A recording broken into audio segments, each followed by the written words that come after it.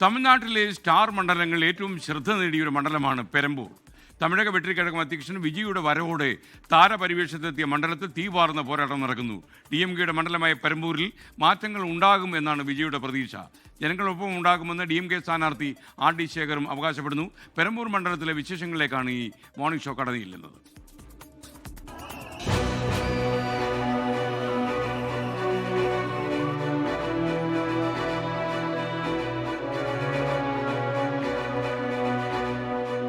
മണ്ഡല രൂപീകരണം തൊട്ട് DMKയ്ക്ക് മേൽക്കൈയുള്ള മണ്ഡലം. CPIM 3 തവണയും കോൺഗ്രസ് 1 തവണയും വിജയിച്ചു. അണ്ണാ DMKയ്ക്ക് വിജയിക്കാനായത് 2 തവണ മാത്രം. അവിടേക്കാണ് വിജയ് എത്തുന്നത്.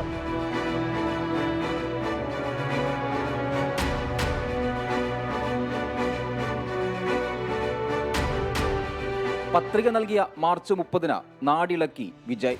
പിന്നീട് മണ്ഡലത്തിലേക്ക് എത്തിയിട്ടില്ല. പൂർണ്ണ വിജയപ്രതീക്ഷയാണ് വിജയ്ക്ക് പെരമ്പൂരിലുള്ളത്. பெரம்பூர் சி. ஜோசப் விஜய் ஒரு MLA எப்படி இருக்கணும்னு நான் சொல்றேன். ஒரு MLAன்றது சும்மா அனுபவத்தை வச்சுக்கிட்டு கொள்ளை அடிக்கிறவங்களாலாம் இருக்கக்கூடாது.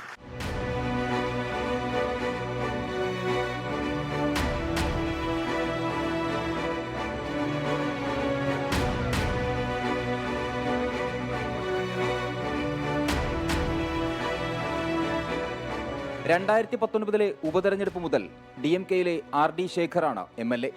മണ്ഡലത്തിലെ വികസനവും ജനങ്ങളും ഒപ്പമുണ്ടെന്ന് RD ശേഖർ 24-നോട് പറഞ്ഞു.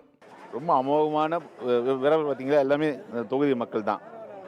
அருமையாக இருக்குது, வரை அமோகமாக இருக்குது. மீண்டும் 3வது முறையாக இந்த சட்டமன்ற தொகுதி ஒதுக்கும்.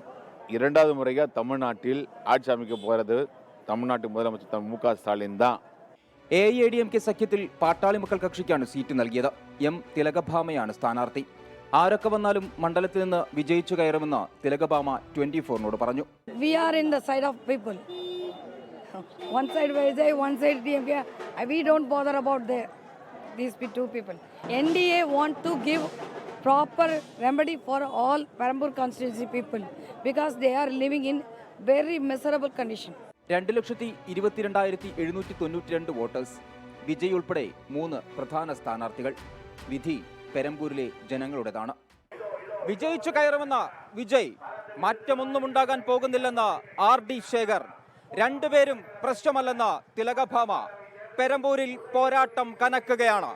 ശ്രീകാന്ത് കൗരിശപട്ടത്തിനൊപ്പം പെരമ്പൂരിൽ നിന്ന് മനേഷ് മൂർത്തി, 24.